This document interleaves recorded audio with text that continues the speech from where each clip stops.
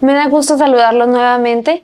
Estamos continuando con el análisis de la segunda unidad de esta materia de los juicios, de los principios del juicio oral familiar, y en esta ocasión vamos a analizar cómo la interacción directa entre las partes de un procedimiento oral familiar constituye un importante aspecto de lo que comprende todo el juicio. Vamos a analizar que la interacción entre las partes es mucho más allá que una asistencia a audiencia.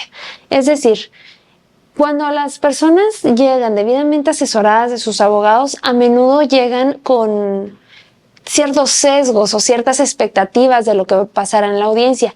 A menudo también llegan de manera, llegan cerrados, llegan tensos, llegan con muchas emociones, y esta interacción pues puede llegar a ser difícil que lleguemos a algún medio alternativo de solución de controversias.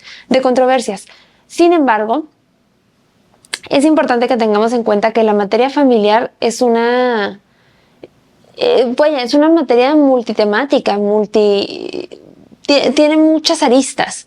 Entonces, una de estas aristas en cuanto a la interacción de las partes es que en el juicio oral familiar se les puede proveer a las personas de toda una serie de apoyos de contención psicológica, médica, para que lleguen a la audiencia de una mejor manera, para que puedan interactuar de una forma directa, de una forma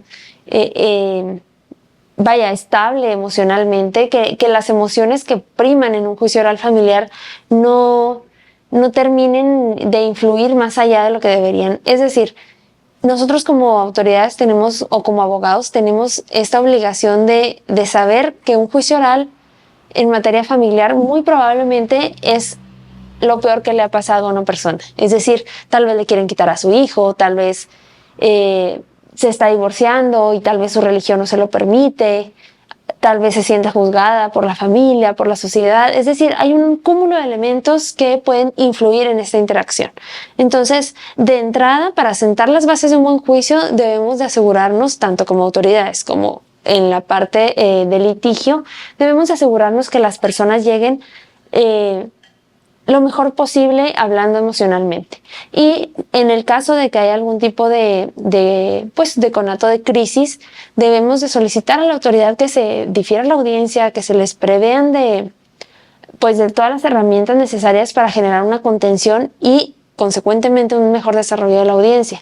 Es decir, es cierto que la interacción directa entre las partes enriquece el proceso y contribuye a una decisión más fundamentada, a una decisión mejor motivada, porque tiene una íntima relación con la inmediación que el juez tiene con las partes. Eso es irrefutable, pero lo platicaba justo hace unos días con un compañero que es defensor, y decíamos cómo muchas veces la impresión que el juez se lleva de una persona pues no es realmente lo que corresponde a la persona, sino es una persona en el peor de sus escenarios, en el momento de mayor estrés, en su momento de crisis, y que quizás no se parece mucho a la persona en su día a día, pero esa es la impresión que el juez se lleva, y partiendo de ese escenario, esto puede afectar en todo lo que es el juicio oral. Es decir, por ejemplo, un testigo que quizás es la abuela, o que quizás es la suegra, o que quizás es la cuñada, pues quizás tenga estas emociones también muy a flor de piel, y a la hora de declarar parezca que tiene quizás una animadversión hacia una de las partes, o que tiene muchos sesgos, y pues no es realmente eso lo que debería de determinar si los hechos que el testigo percibió son relevantes para el juicio. Eso no debería, el estado emocional no debería de ser determinante. De ahí es que hay que cuidar muchísimo cómo interactúan nuestros representados, nuestros testigos ante el juez y entre sí, para tratar de llevar a cabo mejores juicios en el sentido emocional, Luego tenemos otro aspecto fundamental de lo que es el juicio oral familiar, y esto es la transparencia que prima en todos los procedimientos orales. ¿Y a qué me refiero con esto? Una de las mayores ventajas de la oralidad es que lleva de la mano la videograbación y permite que las partes se enfrenten directamente, fomenta la transparencia en el proceso judicial, porque permite tener un control de cómo se lleva a cabo el juicio y no solamente tener el control, sino preservarlo a lo largo del tiempo a través de una grabación que dará certeza jurídica a las partes, que es inalterable y que permitirá saber cómo se desahogó la prueba y permitirá verificar si el juez efectivamente aplicó el derecho que corresponde de manera correcta, ¿no? Esta transparencia está íntimamente relacionada con temas de publicidad. Es decir, el público en la mayoría de las materias puede comparecer a la audiencia, puede observar y puede evaluar la calidad del proceso y la toma de las decisiones consecuentemente, por supuesto que sí. En este sentido, se lo señalaba la clase pasada, en temas de materia familiar, no todas las entidades permiten que sea pública la audiencia. Es decir, hay entidades que regulan ciertos tipos de asuntos, ciertas acciones que sí pueden ser públicas y otras que no. En este sentido, al ser el juicio oral un procedimiento que promueve la transparencia, la celeridad y la oralidad, cada entidad federativa pues señalará cuáles son aquellos juicios que se pueden ahora sí que verificar por parte del público, donde el público pueda apreciar la actuación del juez, y cuáles son aquellos en los que no. En esta línea de pensamiento tenemos que tener en claro que, tratándose de asuntos en materia familiar, la mayoría de las circunstancias que vamos a ver son privadas. Y al ser privadas, pues el juez tiene una mayor carga, una mayor responsabilidad en su difusión. Por ejemplo, en temas de demostrar los extremos de una acción, es importante destacar que muchos abogados consideran que la declaración de los hijos pues es una parte fundamental de su teoría del caso, por así decirlo, pero la confunden con el tema de la prueba. ¿Por qué? Porque pues el niño comparece a ejercer un derecho de expresar su opinión, no a ser evaluado. Imagínense ustedes ser un niño de 6, 8 años en donde yo voy a una audiencia de juicio y luego están ahí personas extrañas que quieren observar lo que yo voy a decir. Pues claro que esto me generaría en mi psique una afectación tremenda, ¿no? Porque ahora sí me sentiría juzgado. Entonces, en materia familiar, por temas de publicidad, no es pertinente que todas las audiencias sean públicas. Yo creo que si acaso aquellos asuntos en donde no haya menores de edad, no haya violencia, no haya ningún tipo de categoría sospechosa, de interseccionalidad, bueno, pudiera ser el caso. Pero si el juez tiene esta vara muy alta de proteger el tema de la publicidad. Se entiende, claro que sí, que los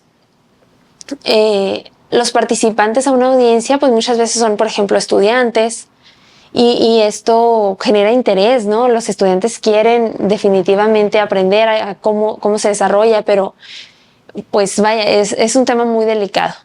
En este sentido, hay que tener también en consideración que permitir la participación de la sociedad en un juicio garantiza esta mejor percepción que la sociedad tiene sobre la administración de justicia. Le permite observar de manera directa cómo se desarrolla el procedimiento judicial y pues con ello se busca que quienes contemplan el procedimiento se vayan un poco más conformes, por así decirlo, con la decisión judicial.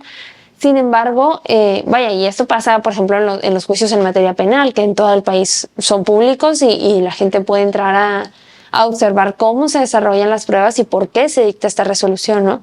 Sin embargo, les digo, en materia familiar, específicamente en asuntos que involucran a niños, debemos de cuidar mucho el tema de la publicidad. Y no solo porque tengamos esta obligación moral, por así decirlo, sino porque también hay tratados internacionales de los que el Estado mexicano es parte que nos vinculan directamente a las autoridades en el ámbito de su competencia a privilegiar esta discrecionalidad de cómo se desarrolla la participación, por ejemplo, de un niño o de una víctima.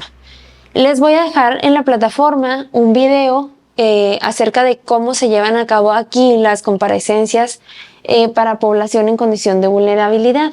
Es un video que trata sobre una sala especial diseñada para que el niño que va a declarar o la víctima que va a declarar en ningún momento se tope con el público, precisamente, que no se tope con estas personas que van y vienen en los pasillos de todos los juzgados, ustedes lo saben. Y yo creo que les dará un ejemplo muy, muy visual de qué es lo que se busca cuando decimos que no todas las audiencias pueden ser públicas.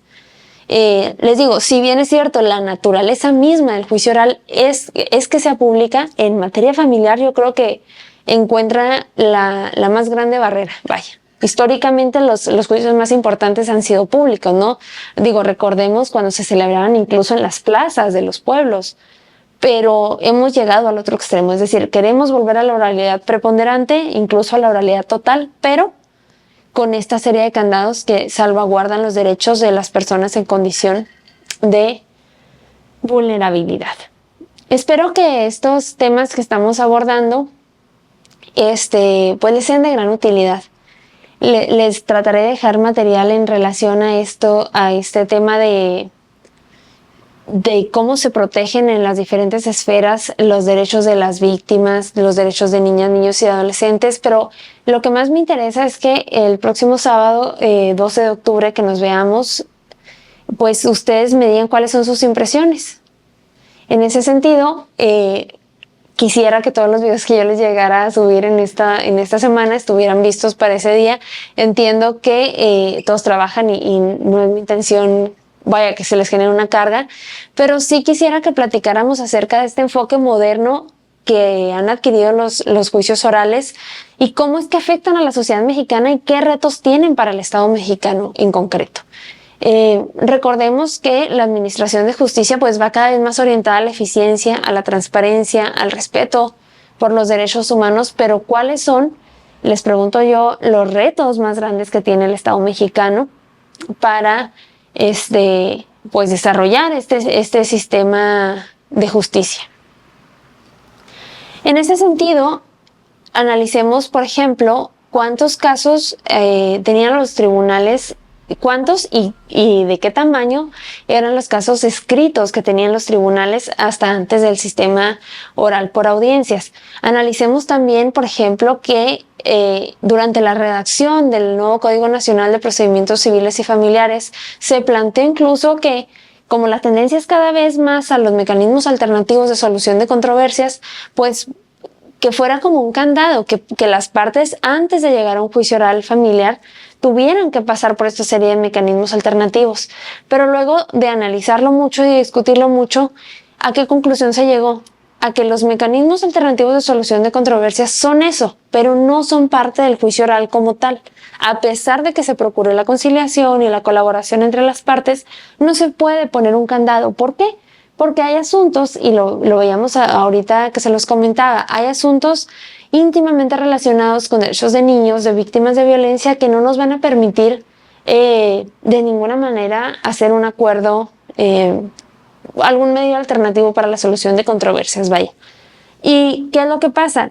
Que no estamos tampoco preparados para hacer que todas las personas que llegan al sistema de justicia pasen por los centros de justicia alternativa. Realmente sería imposible materialmente, es decir, las entidades no tienen ni infraestructura ni el suficiente personal para atender esto, ¿no? Entonces, démonos cuenta cómo, si bien es cierto, dentro de un juicio oral familiar interfieren muchos elementos y van surgiendo cada vez más elementos, pues estos no son necesariamente la naturaleza propia del juicio.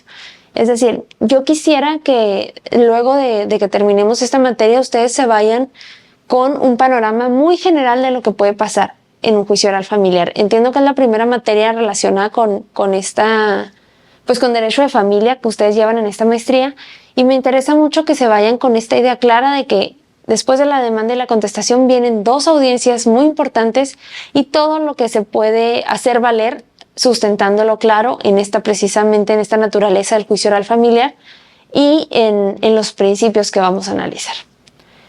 Esto suena bien bonito a decirlo así, pero yo entiendo que lleva retos tanto para los abogados como para las personas que interfieren y sobre todo para las autoridades y el Estado mexicano. Les decía ahorita que visualizaremos cuántos juicios llegaban antes y de qué tamaño se ponían los juicios y cuántos juicios llegan ahora y de qué tamaño son. Es decir, el Estado le ha metido mucho interés en que los juicios sean cada vez más cortos. Y yo les pregunto qué retos consideran ustedes que tienen a su alrededor en el sistema de justicia local en donde se encuentran ustedes para implementar todos estos principios de juicio oral familiar, digo, empezando por las salas de audiencia tan solo. Es decir, si cada juez necesita una sala de audiencia para estar de verdad con inmediación ante las personas que llegan a juicio, pues, ¿cuáles son los retos que el Estado mexicano tiene para hacer cumplir estos principios, estas garantías judiciales, ¿no? Me parece que en lo personal el nuevo Código de Procedimientos Civiles y Familiares da para mucho, pero también demanda mucho, no solo en la preparación académica y técnica de los abogados, sino también en temas de infraestructura. Tendremos que avanzar a pasos agigantados y lastimosamente no todas las entidades han tenido pues estos avances necesarios, ¿no? Quisiera que me platicaran en los comentarios cómo perciben ustedes que va a migrar el Estado de Hidalgo de la justicia que ahora tiene a la justicia que se visualiza, o la justicia que queremos con base en el análisis de estos principios que constituyen en un aspecto general la naturaleza del juicio oral familiar. ¿Cómo es que el Estado de Hidalgo va a garantizar la celeridad? ¿Cómo va a garantizar la inmediación? ¿Cómo va a garantizar la conservación de las actuaciones judiciales? Y esta serie de retos que definitivamente pues no son una cuestión menor, ¿no? Ya había tenido la oportunidad de estar con un grupo de estudiantes de esta maestría y me contaban que, por ejemplo, las audiencias de comparecencia de niños, allá ustedes las desarrollan de manera escrita, no se videograban. Y entonces quisiera que analizáramos cómo es que esto se contrapone precisamente con la certeza jurídica que debe primar en todo juicio oral. Y cómo es que vamos a garantizarle al niño que lo que él dijo y la manera en la que nos lo dijo no se nos va a olvidar. Cómo un papel pues muchas veces pierde este escenario de lenguaje corporal, de las emociones que se le perciben a alguien, y si lo leemos quizás 2 meses después o 2 años después, pues ya no vamos a recordar específicamente lo que la persona dijo, ¿no? Todos esos elementos en su conjunto constituyen precisamente la naturaleza jurídica del juicio oral familiar. Les reitero, es un juicio que se caracteriza por buscar la transparencia, la celeridad, la certeza jurídica, la tutela judicial efectiva, pero que también desarrolla temas novedosos que constituyen un reto para todos los que interferimos en este tipo de procedimientos judiciales. Por aquí les voy a dejar, les reitero, el video que explica cómo se llevan a cabo las participaciones para población vulnerable. Y por lo que toca a la unidad 2, este video termina de analizar esta unidad y en el próximo video nos abocaremos a analizar la tercera unidad de esta materia, principios básicos del juicio oral familiar. Un gusto saludarlos y nos vemos en el siguiente.